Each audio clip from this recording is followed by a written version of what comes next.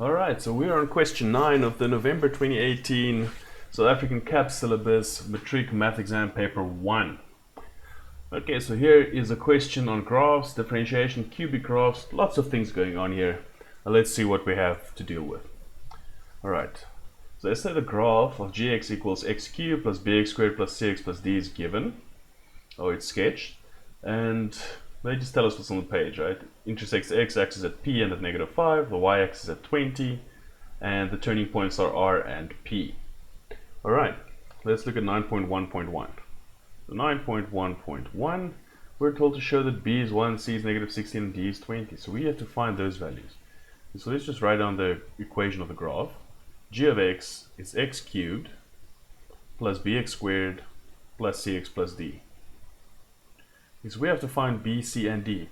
Now normally, if we have 3 unknowns, we need 3 equations to solve simultaneously. If we have 2 unknowns, we need 2 equations to solve simultaneously. In this case, however, there is a bit of a sort of a trick. You don't really call it a trick, but there's a way to solve it by just using one equation. Okay.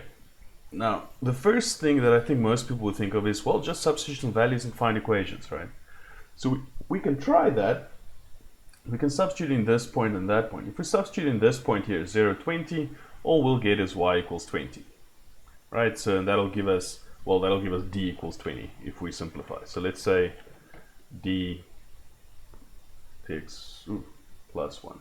So d equals 20. We'll get d equals 20, and we know that's right because that is our y-intercept, right? Cx plus d. Right, now, after you've done that, you might want to substitute in the point -5, 0. So if we do that, 0 equals -5 cubed plus b times -5 squared plus c times -5 plus d, and we know d is 20, so we can plug that in. Now we'll still have b and c, 2 unknowns in our answer, right? So we can simplify this a little bit, and I'll just do this one step. So plus 25b minus 5c plus 20. Right, we can simplify this to 25b minus 5c, 25b minus 5c equals, and 125 minus 20 is 105. So you can get to this step. Now, if you want to substitute in another point again, all you'll get is d equals 20. We don't have any other points to substitute in. Right, so we can't really go any further. If you can find a way to go any further, please leave a comment in the comments below, and then let's discuss that. But I want to show you a different way. Instead of trying to find some more equations from here, I want to show you a different way. Ooh, I just accidentally erased all of that, so let's rewrite it. So it's x cubed plus bx squared plus cx plus d. Alright, now, usually we can rewrite, or always, we can rewrite a cubic function as obviously the sum or the product of its factors, right? This times this, it'll have 3 brackets. Now these 3 brackets, if we put it equal to 0, will give us our x-intercepts. Right, so we can find, we know one x-intercept is x minus 5, right? So x plus 5. So if we put this equal to 0, we'll get x equals -5. That'll be that root. Now the nice thing is, what we can use is this root is the same, right? So if this was, let's say if this was like 10, then we'd have x minus 10, and the other bracket would also be x minus 10. Right, so that would just be x minus 10 squared. Right, so we can use that idea. That's a very nice, useful thing we can use here. We can say, well, we know these brackets are the same, but for completeness sake, let's just write, it's going to be x minus some value and x minus another value, right? But these two are the same, so we can say, but x1 equals x2. Right, both of these roots are in the same spot. So we can just say that's the same as one of these brackets squared. So let's just do that. We know the 1 is x plus 5, that's given. And now we can just say x minus x1 squared. You can put something else, you can put a k, whatever you want to put in here, that's fine. And now we can substitute this value 0, 20, because that will help us a lot now. So let's put in that value. Substituting 0, 20, that point, so y is 20 when x is 0.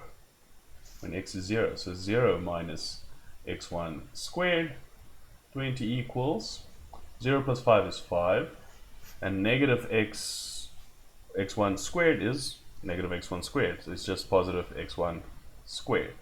Okay, divide by 5, so we get 4 equals x1 squared, and then take the square root. So 2 equals x1. So this value here is 2. Right, that value there is 2. Okay, now we actually want to solve for b, c, and d. So what we can do is we can plug this value back into our form here. So we're going to say g of x equals, so we know the one bracket is x plus 5, and now we know the other ones are the same, and both of the x values there are 2. So we can say that's just x minus 2 squared, right? X minus 2 times x minus 2. All we need to do now is multiply that out.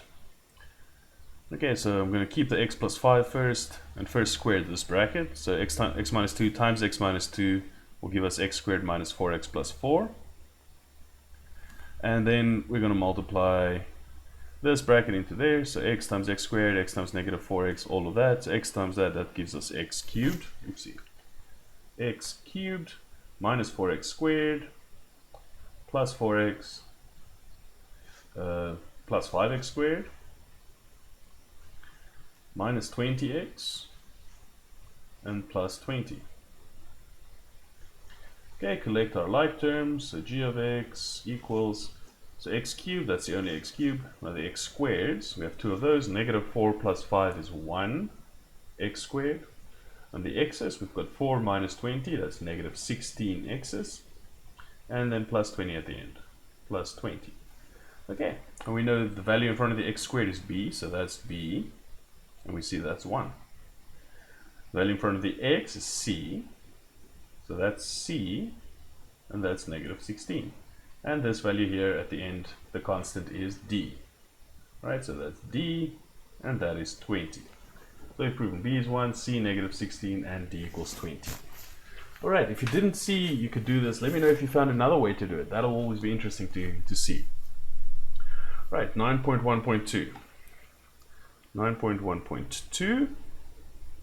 Now we need to find the coordinates of p and r. Those are the turning points of this graph. So let me again write down the equation of g of x first. So g of x is x cubed plus x squared minus 16x plus 20. Okay, so we need to find the turning points of this curve. Right, so turning points, what can you tell me about turning points? Well, we know the turning points have a gradient of 0, right? Gradient of 0. Flat lines at the turning points. So how do we find the gradient of a curve? We differentiate it. Okay, so we want to differentiate this function and then find where is that gradient 0. So let's first find the gradient by differentiating. So 3 times 1 is 3, x, 3 minus 1 is 2. 2 times 1 is 2, x, and 2 minus 1 is 1. And then 1 times negative 16 is negative 16. X to the power 0 is just 1, so that's it. So this is the gradient of the curve. Now we want to find where is this gradient 0. So we say where is it 0? Plus 2x minus 16. And now again, quadratic equation, you can solve it many different ways. You can do completing the square, factorizing, or using the quadratic formula. I'm going to factorize this one. Okay, 0 must just at least look like a 0. So 3x and x, and what will this be? So 3, I mean, yeah, this should be a plus 8 and a minus 2. That's right. Sorry for taking a bit long. A bit rusty on these ones. Okay, so then we have 3x plus 8 equals 0, which will give us x equals negative 8 over 3, or x will equal 2. Right, so those are our x coordinates for the turning points. Now we need to find the y coordinates. Now the x equals 2 one is nice. We can already see that's that one, right? That's going to be p. So we can already write down p's coordinates. So p will have coordinates of 2, 0. Right, we see it's on the x-axis there. But if you want to be sure, just plug 2 into this equation. We can do that quickly. 2 cubed is 8, plus 2 squared plus 4. So 8 plus 4 is 12. Minus, or let's first plus 20. 12 plus 20 is 32. Negative 16 times 2 is negative 32. 32 minus 32 is 0. Right, so we just proved that. And now we want to do the same for this one. Now this looks like it's going to be ugly, because we're going to cube and square some fractions here. Okay, so for r, to find the point r, we have got the x value. So we're going to plug in the x value. Negative 8 over 3 cubed plus negative 8 over 3 squared minus 16 times negative 8 over 3 plus 20. Alright. I suppose one of the nice things is you can plug this in the calculator. I'm just going to do without a calculator at least the first few steps. Okay, negative 8 to the power 3, that's negative 512. 3 cubed is 27. Plus negative 8 squared is 64. 3 squared is 9. Minus 16 times minus 8. The 16 times 8 give us positive 80 plus 4828 over 3 plus 20. Alright, now a bit of practice of some primary school math. How do we add fractions? Well, we find a common denominator. So all of this, 1, 3, 9, and 27, all of them can go into 27. Okay, so we've got negative 512 plus, now 9 had to be multiplied by 3, so 64 times 3, that is 192. When we continue, so 3 times 9 will give us 27, so we'd have to do 128 times 9. So 128 times 9 is 1152, I think. Maybe we should check that quickly. So 128 times 9, let's do the old school method. Actually, I'm going to do the old school method. I'm going to say first 100 times 9 is 900. Then I'm going to say 20 times 9 is 180. And then I'm going to say 8 times 9 is 72. And then we're just going to add all of this. So 9 plus 180 is 1080 plus 72 gives us 1152. Perfect. Okay. All right. Okay, and then the last one, 20 times 27. So 20 times 20 is 400. 20 times 7 is 140. 140 plus 400 is 540. Good. Now we add all of that. Okay. 1152 plus 500, 1652, 1692, 1792, I'm going to actually have to do this. Okay, so 1152 plus 540 plus 192, and then we'll minus 512 from there. So 2 plus 2 is 4. 5 plus 4, 9 plus 9 is 18. So 2 plus 5 is 7 plus 1 is 8. And we have a 1. And now we're going to subtract 512 from there. So 4 minus 2 is 2. 8 minus 1 is 7. 8 minus 5 is 3. And 1. 1372. 1372 over 27. Quite tedious. This is where calculators are helpful. Obviously, just doing the long calculations for us. But it's nice to remember how to add and subtract fractions by finding a common denominator. Okay, so that's our y value. So we have the coordinates for r. X value, negative 8 over 3. Negative 8 over 3. Y value, 1372. 1372 over 27. Perfect. Okay, so how did we do that? We know that the turning points have a gradient of 0 because it's a flat line. So we just found the gradient by differentiating and then put it equal to 0 to find our x values. Use our x values, plug it back into our equation to find the y values. Alright, 9.1.3. Let's switch colors for 9.1.3. Where we'll do this? Let's do that over here. 9.1.3. Is the graph concave up or concave down at this point here at 0, 20? Okay, how do we know that? What does that mean? So if we do this, right, so this gradient of this graph is increasing. It's like negative lots and then negative a little bit less and then 0 then positive. So this gradient is constantly increasing, right? So this is concave up. This is concave down. The gradient is decreasing. It goes from very positive to less positive to 0 to negative. So this is concave down. Now this is a good point to choose for this question because it's not easy to see. We can see it's concave down all the way up to somewhere here, and then it's concave up somewhere from around here. So this is a good point to choose because we're not sure. Is this before it starts changing from becoming more negative to becoming more positive or not? Now how we do that, we can actually do it in a couple of ways. The most straightforward way is we want to find the second derivative. And let's see why.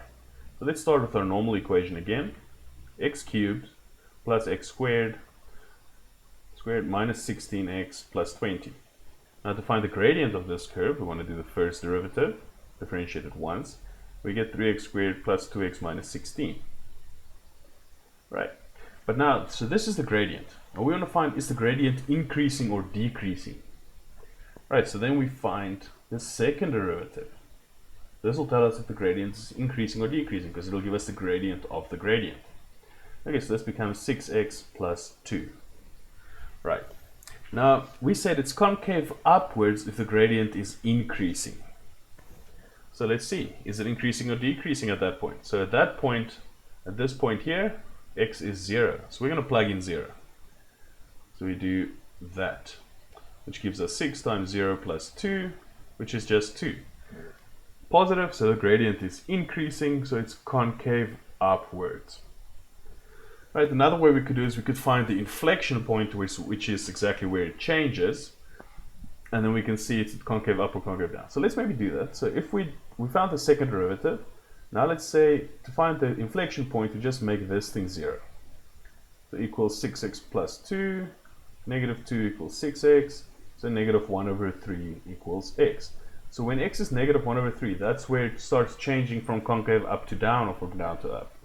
So negative 1 over 3, that's somewhere here, right? Let's say there. So around about there it starts changing. So this side, it's obvious this is concave down, and then from here it's concave up. So we can also see at 0 it's to the right of negative 1 over 3, so it's concave up at this spot. Alright, that is it for question 9.1, and then we get to 9.2, the last question for question 9. Question 9.2. 9.2. Let me write down a couple of things I give you, and then we'll read the rest of the question. So g of 3 equals g prime of 3. So g of 3 equals g prime of 3, and both of those equals 0. Then we've got g of 0 equals 27, and we've got g double prime of x is positive when x is less than 3, and g double prime of x is negative when x is greater than 3. Okay, that's all we know. And then they say draw a sketch of g indicating all the relevant points. Yeah, I'm going to draw a little bit of a grid for us. Let's do the grid here. And now we need to find the points and put them on there. Okay, so first thing, the easiest one I think to look for is this one, right? Let's just label y and x. Always important to label, not to lose your 1 mark and get 99%. We want 100%. Okay, so g of 0 is 27. So when x is 0, y is 27. When x is 0, y is 27. Okay, so we're going to write 0, 27. Actually, I'm going to write that in later after we've drawn the graph. Next, this one is probably the next easiest. So g of 3 is 0. So when x is 3, y is 0. We also know what else happens at 0. At g of 3. We know that the gradient of the graph is also 0 here. So if the gradient is 0, that means it's a turning point, right? Turning point right there. So far we know that. So we know it goes through here. We know there's a turning point here. Now, g double prime of x. So g double prime, that tells us if the gradient is increasing or decreasing. Remember from the previous question. So this says the gradient is decreasing, or we can also think of it, gradient is increasing, it's positive, right? So we can think of it as concave upwards. That's an increasing gradient. Decreasing graph, increasing gradient, right? Because it keeps on increasing.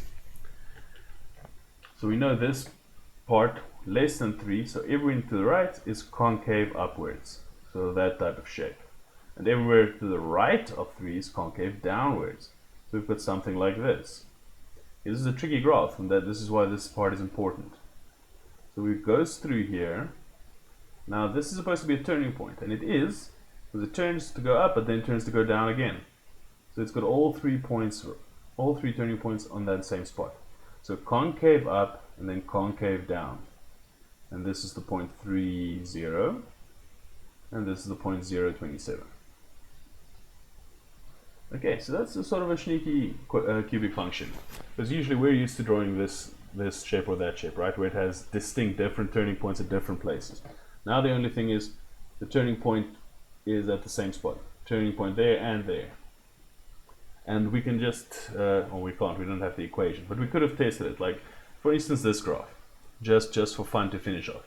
If we had y equals x cubed, just straightforward y equals x cubed, where's the turning points for this cubic function? Well, we can differentiate it.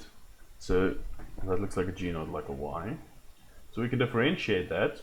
What will that be? 3x squared, right? Now the turning points are when this is 0. So 0 equals 3x squared. And now solve for x, right? Divide by 3, so we still get 0 equals x squared. Square root of 0 is 0. So all 3 turning points are at 0. So that graph looks something like this. So that's a cubic function. Now, most graphs have some plus and minus things which will make it turning points at different spots. But this is what this graph looks like.